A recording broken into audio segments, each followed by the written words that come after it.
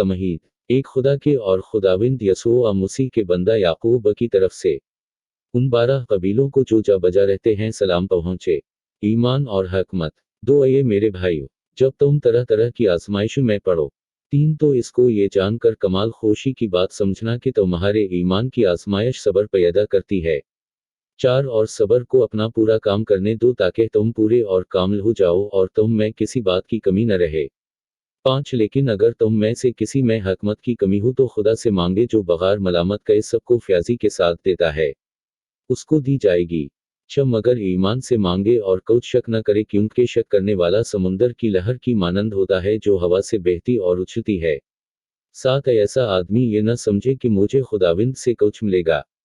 8 वो शख्स दो दिला है और अपनी सब बातों में बेक़याम। ग़रबत और दौलत। 9 अदनिया भाई अपने इला मुर्तबा पर फ़ख्र करे। 10 और दौलतमंद अपनी अदना हालत पर इसलिए कि घास के पऊल की तरह जाता रहेगा।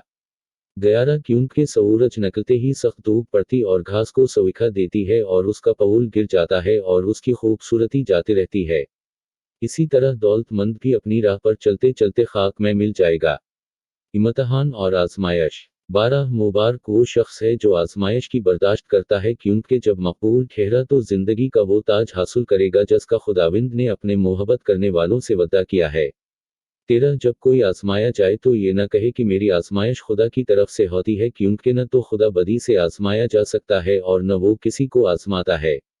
14 हाँ, हर शख्स अपनी ही ख्वाहिशों में खंच कर और पेंस कर आजमाया जाता है। 15 फिर ख्वाहिश हमला होकर गुनाह को जनती है और गुनाह जब बढ़ चुका तो मौत पैदा करता है। 16 ये मेरे प्यारे भाइयों, फरीब न खाना। 17 हर अच्छी बख्शिश और हर कामिल इनाम ऊपर से है और नूरों के बाप की तरफ से मिलता है जिसमें न कोई तब्दीली हो सकती है और न गर्दिश के सबब से उस पर साया पड़ता है। 18 उसने अपनी मर्जी से हमें कलाम हक के वसीला से पैदा किया ताकि उसकी मुखलूक़ात में से हम एक तरह के पहले पहल हों।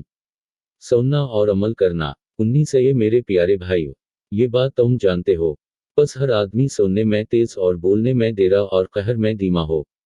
20 क्योंकि इंसान का कहर खुदा की रास्तबाजी का काम नहीं करता।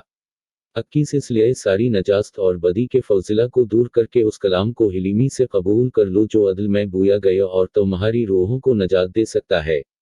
22 लेकिन कलाम पर अमल करने वाले बनो न महज सुनने वाले जो अपने आप को धोखा देते हैं।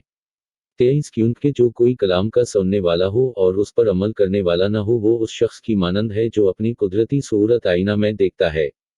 24 इसलिए कि वो अपने आप को देखकर चला जाता और फौरन भूल जाता है कि मैं ये कैसा था। 25 लेकिन जो शख्स आज़ादी की कामिल शरीयत पर गौर से नज़र करता रहता है वो अपने काम में इसलिए बरकत पाएगा कि सुनकर बोलता नहीं बल्कि अमल करता है। 26 अगर कोई अपने आप को दीनदार समझे और अपनी ज़ुबान को लगाम न दे बल्कि अपने अदल को धोखा दे तो उसकी दीनदारी बातुल है। 27 हमारे खुदा और बाप के नज़दीक खाल्स और बेअईब दीनदारी ये है कि यतीमों और बीवाओं की मुसीबत के वक्त उनकी खबर लें और अपने आप को दुनिया से बेदाग रखें।